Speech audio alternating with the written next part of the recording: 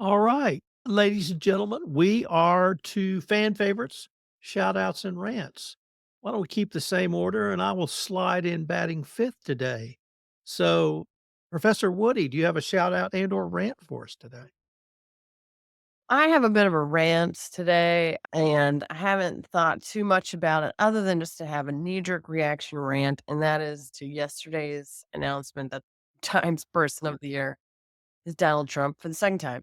I wonder if this magazine is in the tank for this guy because of all the people in the course of the universe of this planet this year who has made headlines. I get that he has, but the idea of acknowledging him as the person of the year is, I think, just absurd. And I know there's been a lot of pushback and time sort of said, no, it's always sometimes provocative but it is something that I think makes it even more of a joke. So maybe I think that sells more magazines. I'm not sure, but I think it's crazy. That's my rant. Karen Moore. Yeah, I'm gonna just give a shout out at this time of year to all the delivery guys out there for Amazon and FedEx and DHL, and yes, the U.S. Postal Service, and they are just doing a phenomenal job in rain and sun and cold, and just really appreciate them. We're trying to make a concerted effort to consolidate some of our online shopping, but I feel like somebody's here at my door pretty much every day, and when I do catch them, they're usually kind of ready to smile and say have a great day. So I just shout out to them for doing a great job for what I know is pretty minimal pay. Jonathan Marks. Yeah, I'm going to give a shout out to Miriam Chamani, an 81-year-old voodoo priestess in New Orleans who is trying to revive that particular religion, which is kind of interesting, but more for the fact that she's trying to really continue with something that she believes in as really the symbol of resilience and cultural preservation, at least in her mind. And for those of you that don't know anything about voodoo, voodoo centers on the worship of a single supreme creator, often called the Bondi, and a pantheon of intermediary spirits known as Iwa or Shiz.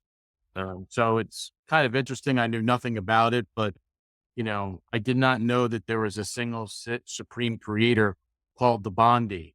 That's kind of interesting to me. So that's my shout. Wow. Working on a lot of levels there, Mr. Marks. Matt Kelly. Just for Professor Woody. I realized that my Doge speech probably sounded like a 8-minute rant, and unfortunately, I have another one. I have a shout out and a rant. I am going to first start with a shout out to the people of South Korea for standing up to that power grab their President Yoon tried to enact and then thankfully failed with where he declared that he was going to implement martial law in the middle of the night. Everybody showed up at the Congress or the parliament building in South Korea to basically say no. I loved the image of the protesters there who were helping to lift South Korean lawmakers up over the fence to get into their congressional chambers so they could vote against that declaration of martial law. And it is just refreshing to see that there are still lawmakers out there who take their duties seriously against overweening executive power, which brings me to the rant. And I really do have to rant about President Trump nominating Pete Hegseth as defense secretary. And here's why. The South Korea thing actually got me thinking about this, that let's just imagine that he had declared martial law in South Korea. North Korea then panicked and launched a preemptive attack against South Korea, which is probably not a far fetched thing considering how nutty South Korea is. We, the United States, are treaty bound to be military allies and come to the defense of South Korea. And Russia is now treaty bound to come to the military defense of North Korea. And this could very easily have brought us into direct conflict with Russia when we're already eyeball to eyeball with them in Ukraine. Now, imagine a scenario like that, where really it could get very scary. You'd have the fate of 330 million Americans hanging in the balance, and the man you want to bring to help to resolve that is somebody like Pete Hegseth. Seriously, do we not understand just how dangerous this world is sometimes. And Trump has put forward somebody who is an alcoholic, apparently a sexual predator.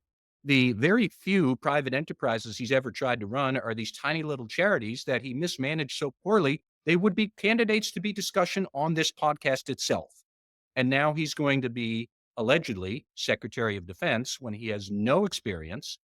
I get why Donald Trump wanted to nominate Hegseth because Trump is an old man who's going into senility and he spends most of his day watching TV. And Pete Hegseth is a pretty man who says nice things about him on TV. And that really is one of Trump's big criteria for who he wants around him. Will they do what I say? Will they defend me well on TV? And that's it.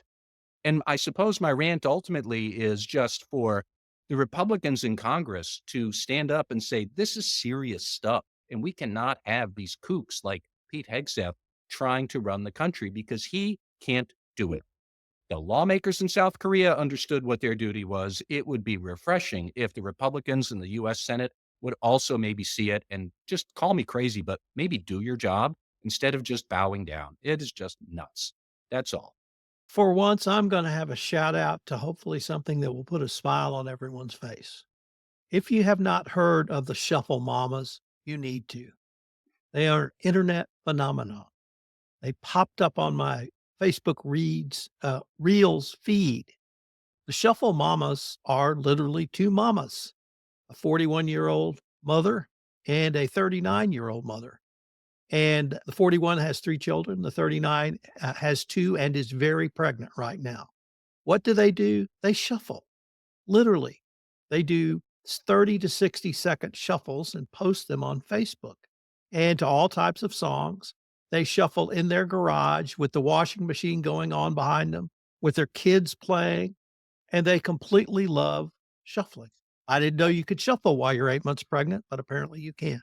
The Shuffle Mamas are a phenomenon. They're from Kansas City, and they went down to be interviewed on the local radio station. So I'm gonna shout out to the Shuffle Mamas. If you're on Facebook, just put in Shuffle Mamas and see what they, do, and I think it'll put a smile on your face, even if this entire episode didn't.